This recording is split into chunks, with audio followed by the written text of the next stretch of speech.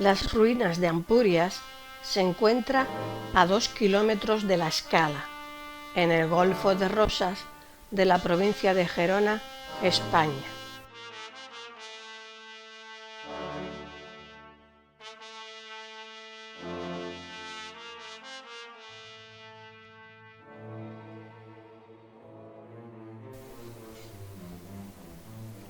Este yacimiento es el más importante de la península ibérica y el mejor conservado, donde se asentaron griegos en el siglo VI, en el 575 a.C., en la zona de abajo más cerca del mar, y romanos en el promontorio de arriba en el siglo I a.C. A través de él se puede reconstituir la vida de las ciudades griegas y romanas.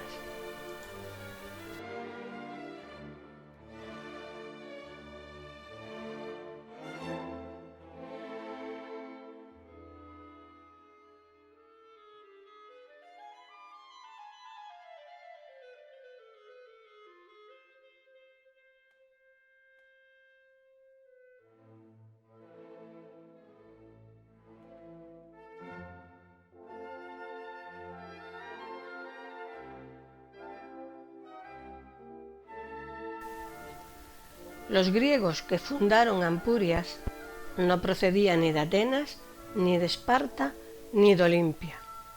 Estos griegos venían de Focea, una ciudad costera del Asia Menor, o sea, de lo que ahora llamamos Turquía, pero que entonces formaba parte del mundo griego. Los foceos hablaban jónico, un dialecto del griego. Como dato curioso, diremos que la Ilíada y la Odisea se compusieron en dialecto jónico en el siglo VIII. Los foceos vinieron en grandes naves buscando mercados y proveedores en la península ibérica.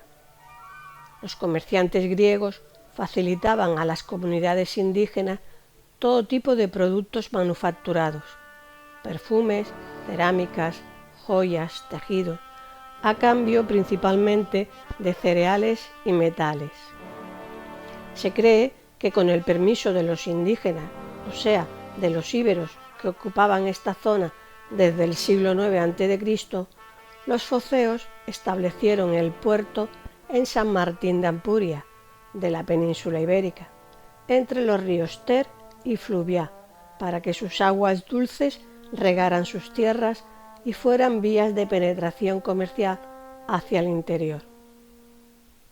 Este núcleo colonial griego de Emporium se conocía como Paliápolis, es decir, ciudad antigua.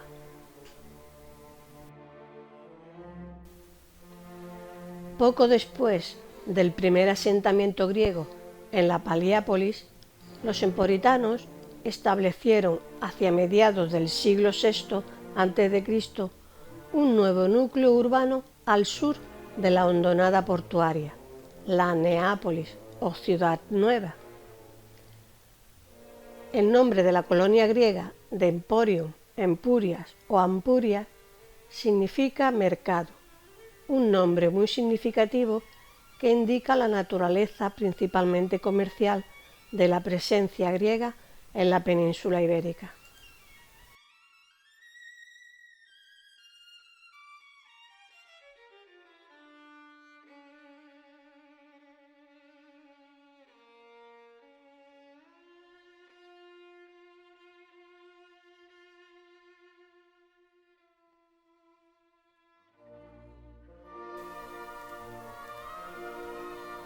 Empezamos a ver los restos de la muralla que cerraba la ciudad nueva griega o Neápolis. Pero esta muralla se hizo en el siglo II a.C., porque la ciudad creció y reutilizando las piedras de la antigua muralla, la trasladaron unos 25 metros para ampliar la ciudad.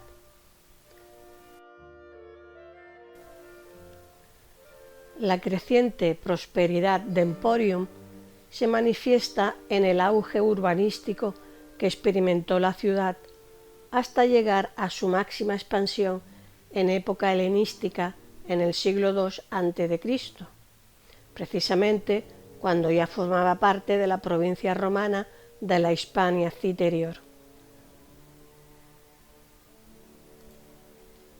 La ciudad se alió con Roma, comandado por Cornelio Escipión, durante la Segunda Guerra Púnica contra Cartago, el actualmente Túnez, y dirigida por Aníbal.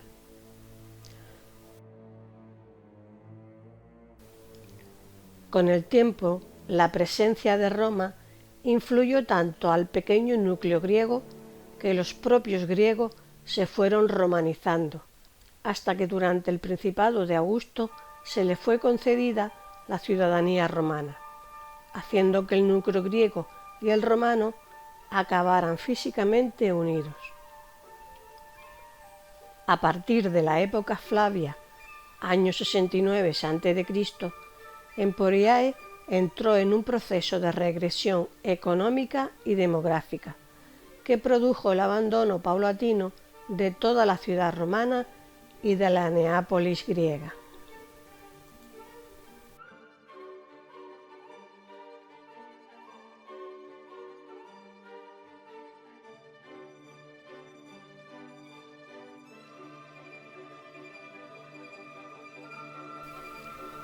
Vamos a entrar en la Neápolis griega.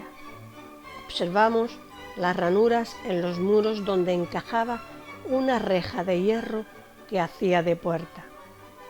Cruzamos la pasarela. En este lugar se han encontrado restos del armamento de los guardias que custodiaban esta entrada, ballesta gigante y una máquina de asedio llamada balista.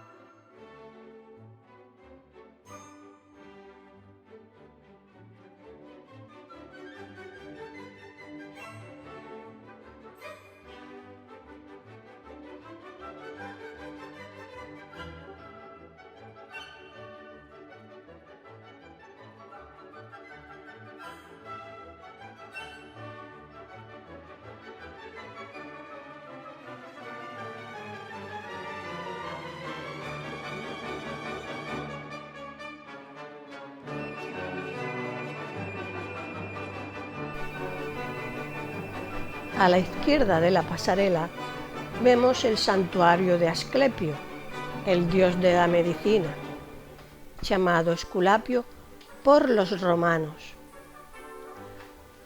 Por estas escaleras seguramente los griegos llevaban las ofrendas a los dioses. La estatua de Asclepio fue encontrada en 1909.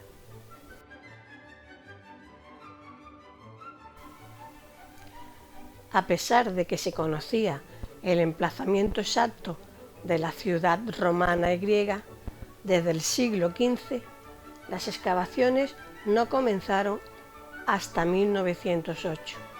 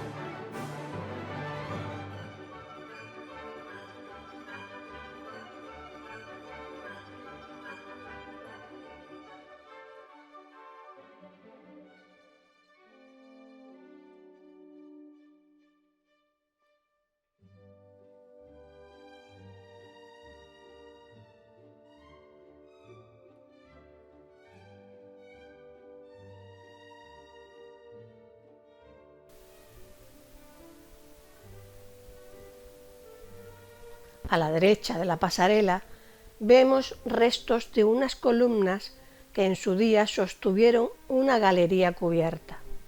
Formaba la terraza más baja del complejo religioso y se cree que durante un tiempo pudo albergar el dormitorio de los enfermos.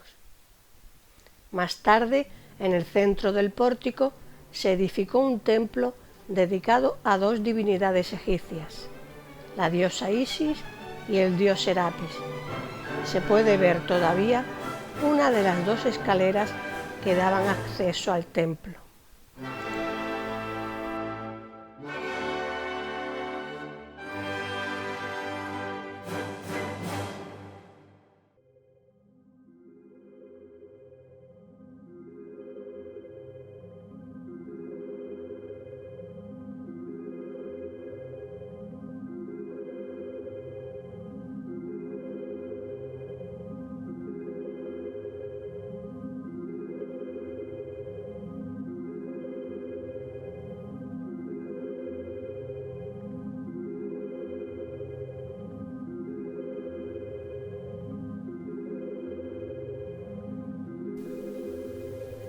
Estamos en la zona número 5, donde había locales comerciales, tiendas y talleres.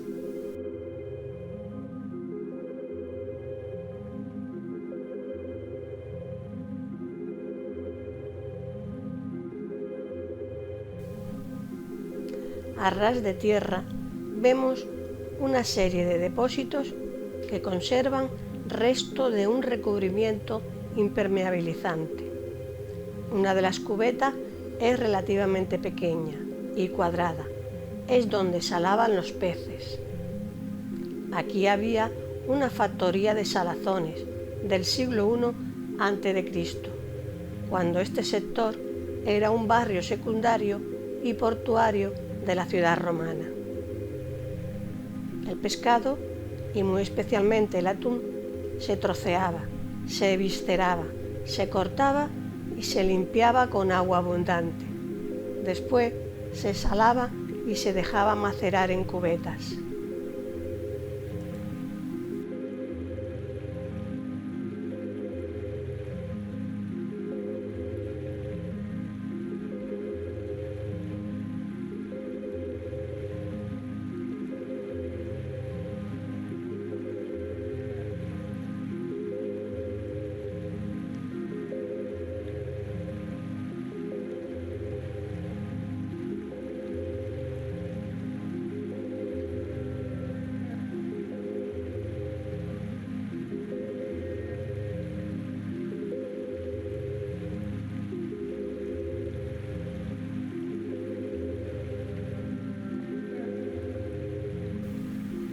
Las excavaciones arqueológicas han sacado a la luz numerosos objetos ligados a la actividad comercial y aún solo han excavado el 20% del terreno.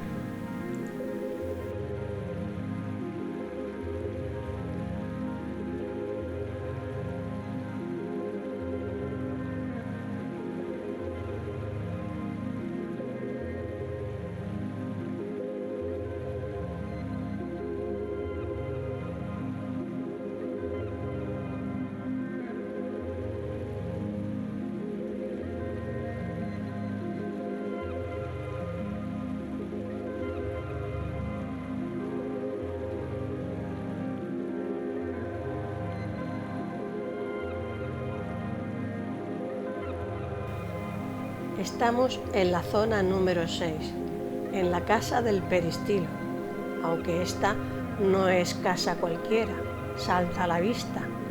De hecho, no se descarta que pudiera ser un edificio de uso público.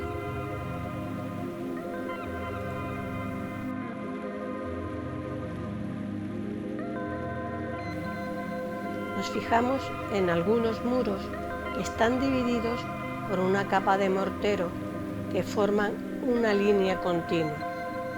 Las piedras que vemos por encima de esta línea son las que los arqueólogos han tenido que volver a colocar en su sitio.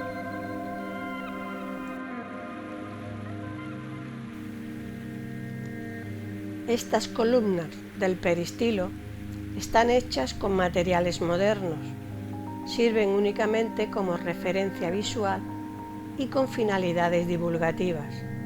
Los arqueólogos apenas encontraron rastros de ellas y solo han podido establecer su ubicación. Vemos en el suelo del patio del peristilo una cisterna donde había agua. ¿Se imagina disfrutando de un atardecer en este patio, contemplando el mar entre las columnas? Pues no era así, porque las ventanas, las pocas que tenían, eran pequeñas, normal, teniendo en cuenta que las ventanas de vidrio, a duras penas, se habían inventado, y las de vidrio transparente ya no digamos, o sea, nada de vistas al mar. Esta columna, de unos 2 metros de alto, hecha con piedras amontonadas, nos indica hasta dónde llegaba la tierra antes de las excavaciones. Aquí vemos restos del suelo del peristilo.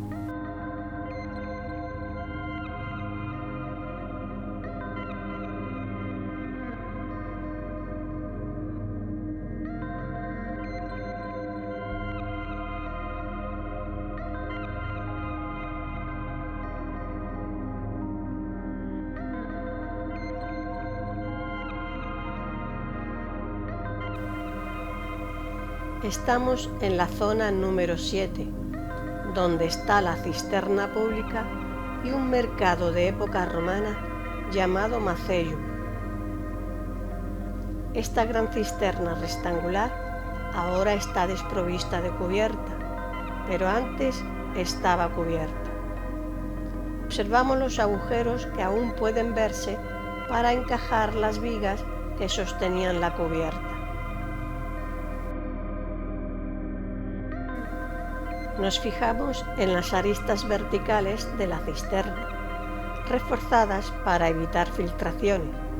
Aquí no se malgastaba una gota de agua. El revestimiento interior de la cisterna es el mismo que el de las cubetas de la factoría de salazones.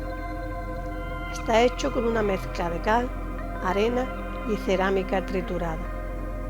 El nombre técnico de este tipo de revestimiento es Opus Signum.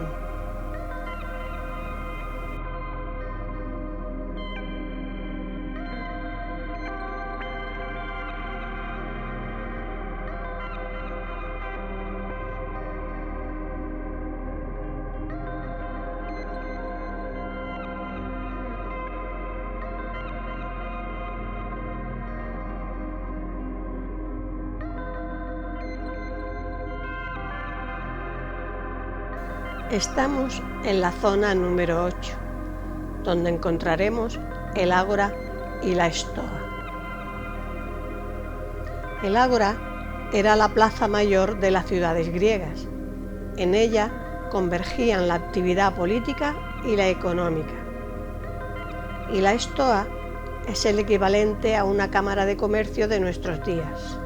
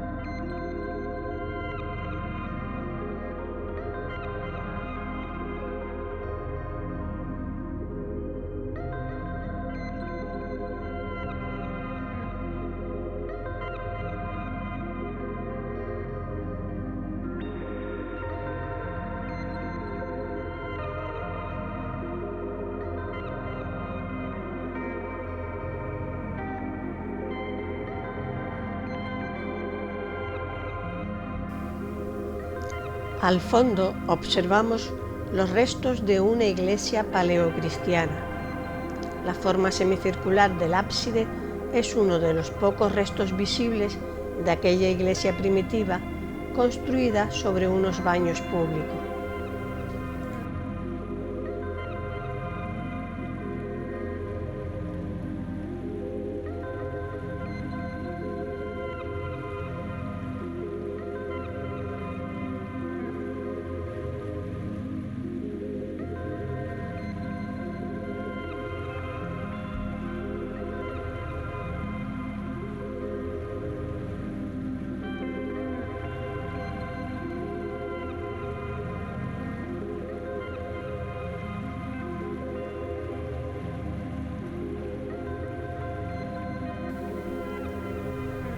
En el siglo IV de nuestra era, cuando aquí ya no había ni ciudad griega ni ciudad romana, los restos arqueológicos antiguos se aprovecharon como cementerio. Unos cuantos sarcófagos lo demuestran.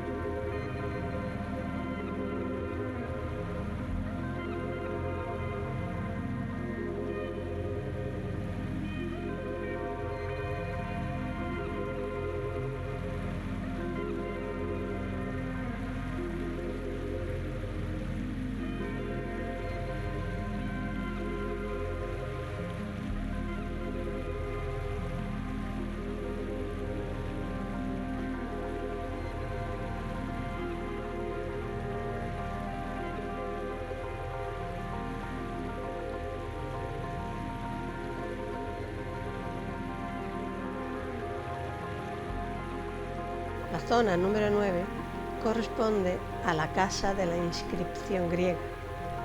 El elemento más significativo de la casa griega es un pavimento decorado con mosaico, donde se lee edikoitos y hace referencia al placer de estar reclinado.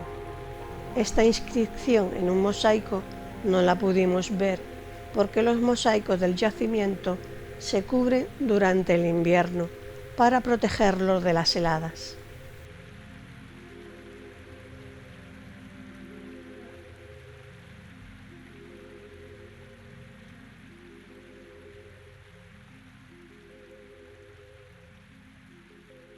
Subimos al museo en la zona número 10, que se encuentra en un edificio del siglo XVII.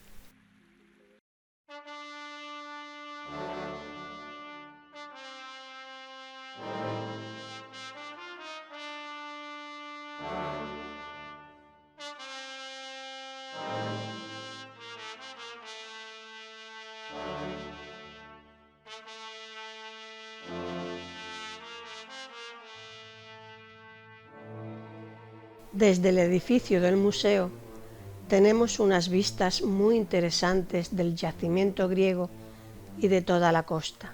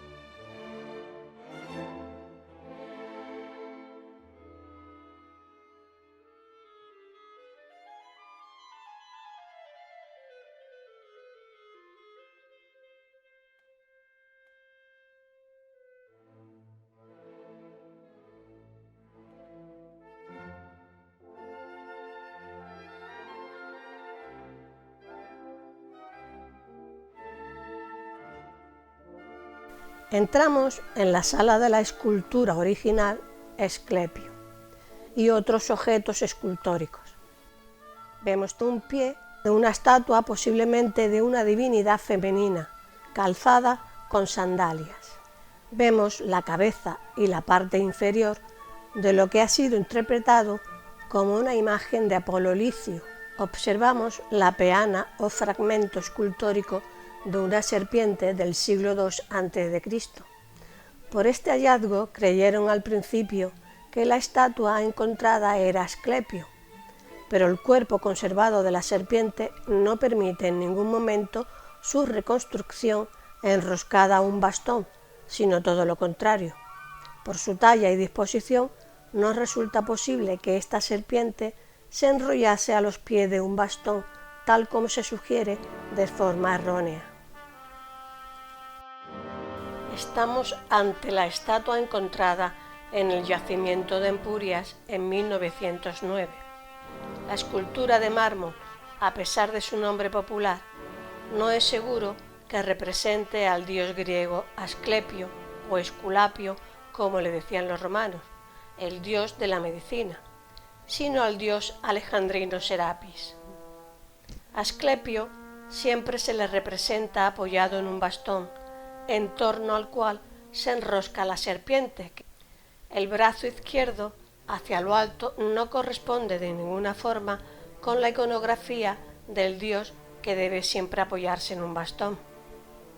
Además, la posición de las piernas está invertida, de izquierda a derecha. La estatua, aunque no se sepa todavía muy bien a quién pertenece, es maravillosa e impresionante. Fue esculpida en dos partes que encajan por el torso. Mide unos 2,15 metros de altura y se considera una obra de finales del siglo II a.C.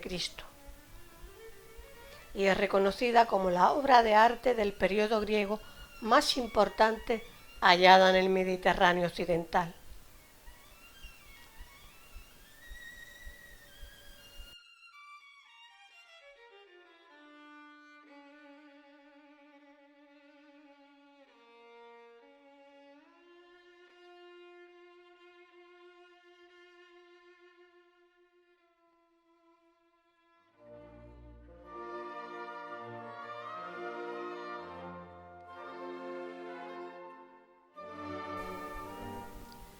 Entramos en la sala inferior del edificio del museo.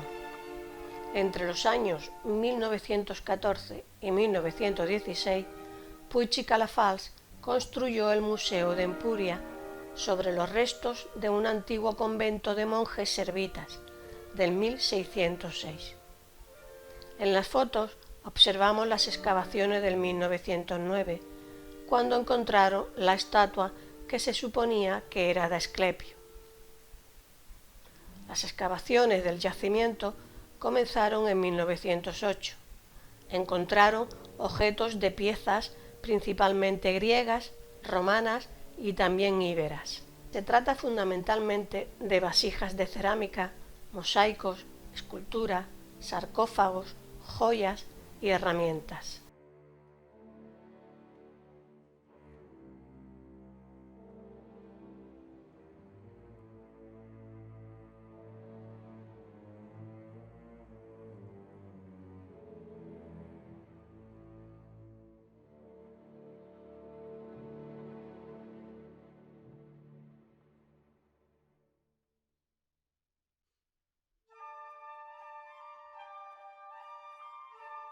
Aquí vemos un cuenco de cerámica y una hoja de sílex encontrada en el yacimiento de Vilanera.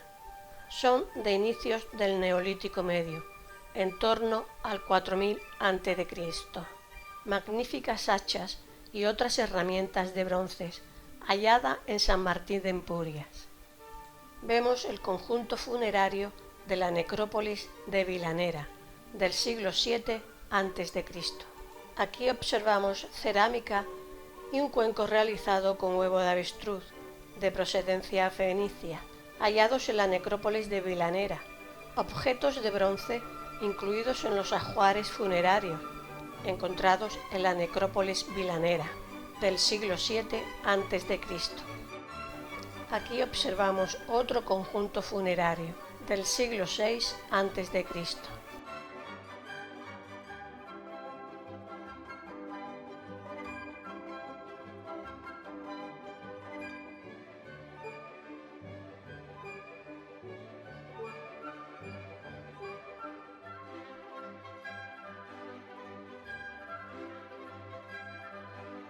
recipientes de cerámica de diversos orígenes mediterráneos, etruscos, corintios, etc., del siglo VI al V a.C. Observamos las antefijas de algún tejado de piedra con grabados de palmetas y flores de loto, del siglo V a.C. Carta comercial griega inscrita en una lámina de plomo del siglo V a.C. y otra lámina de plomo con inscripción ibérica del siglo III a.C.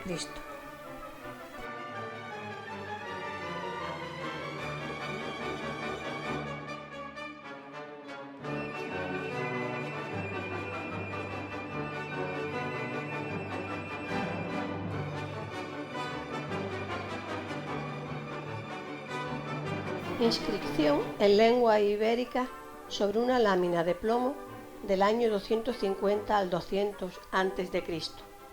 Se encontraron en la excavación del 1988. Esta segunda lámina de plomo está inscrita también y se encontró enrollada durante estas mismas excavaciones del 88 en la ciudad griega. Aquí tenemos una carta privada de carácter comercial que indica el nombre del destinatario, Catul Atim, nombre ibérico, pero de raíz celta, seguramente de un comerciante indígena establecido en Emporio. Esta lámina se interpreta que es una carta escrita por Bashir Tir en nombre de Neitín y contiene diversos encargos a realizar por su destinatario, en los que intervienen otros individuos con nombres ibéricos también mencionados en el texto escrito. Estos descubrimientos prueban la transmisión en el entorno ibérico de la zona de estas prácticas mercantiles documentadas mediante inscripciones en plomo.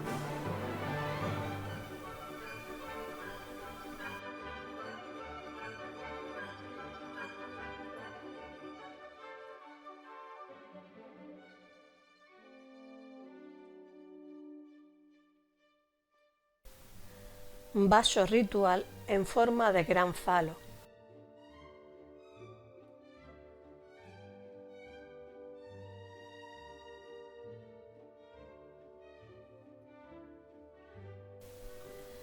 Monedas emporitanas encontradas en el yacimiento romano. Estaban escondidas dentro de una vasija.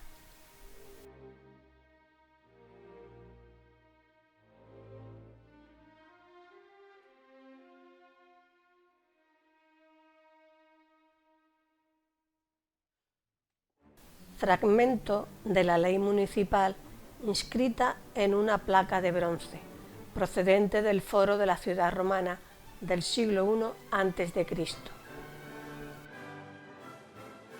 Inscripción dedicada a Domicio Calvino, patrón del municipio emporitano, procedente del foro de la ciudad romana del siglo I a.C. Vasijas de procedencia itálica del siglo III a.C. Inscripción de bronce dedicada al magistrado municipal Lucio Minicia, procedente del foro de la ciudad romana.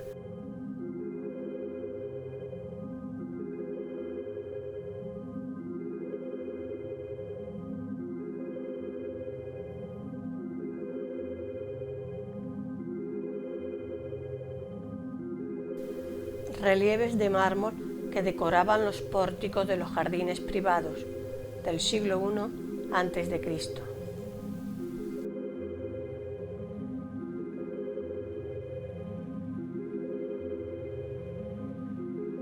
Vasos de vidrios de época romana.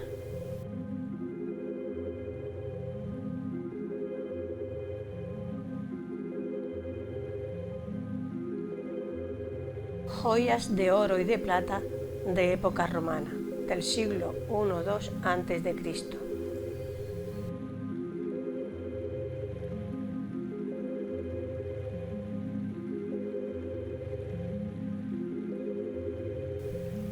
Vaso ritual con símbolos alusivos al culto de un dios. y elementos de culto doméstico de época romana.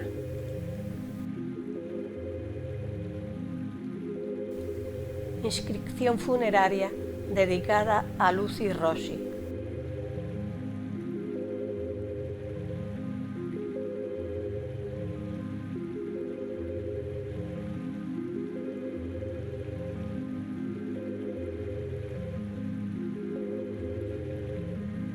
En esta vitrina observamos el frontal de un sarcófago aquitano, un pilar visigodo de mármol y una ánfora tardorromana de procedencia norteafricana. Todos son del siglo VII al V después de Cristo. Al salir del museo nos dirigimos hacia donde están las murallas que delimitan el poblado griego. Antes vemos una curiosa cisterna helenística del siglo III a.C.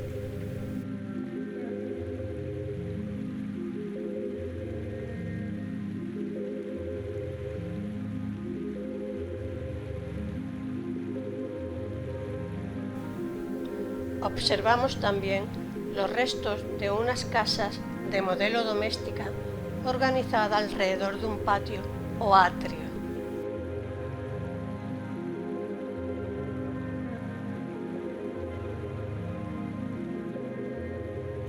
Esta cubierta de madera protege un horno cerámico del siglo III a.C.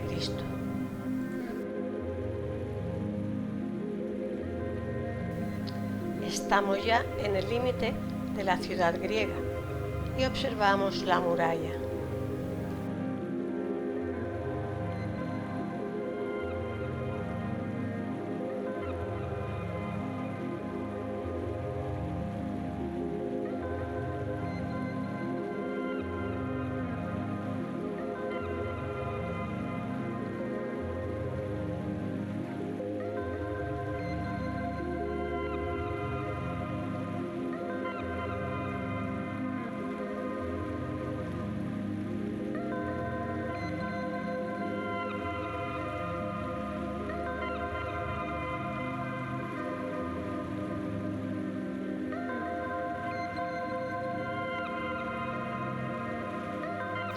Las murallas tenían torres de vigilancia. Aquí encontramos la base de una de ellas.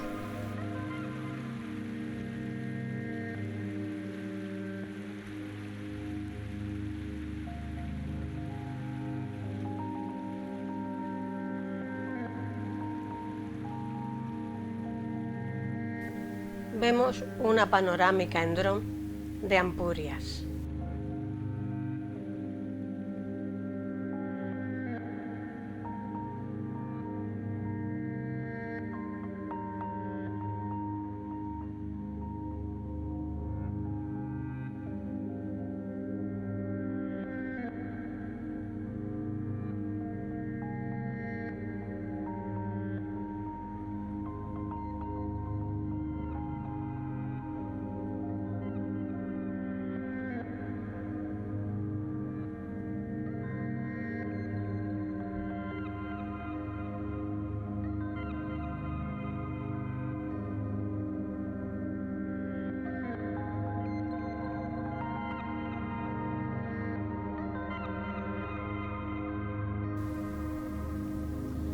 Entrando en el mar, observamos la escollera helenística que alguna vez fue el puerto que los romanos construyeron en los siglos II al I a.C. para acoger la intensificación del tráfico comercial. En un próximo vídeo hablaremos del yacimiento romano.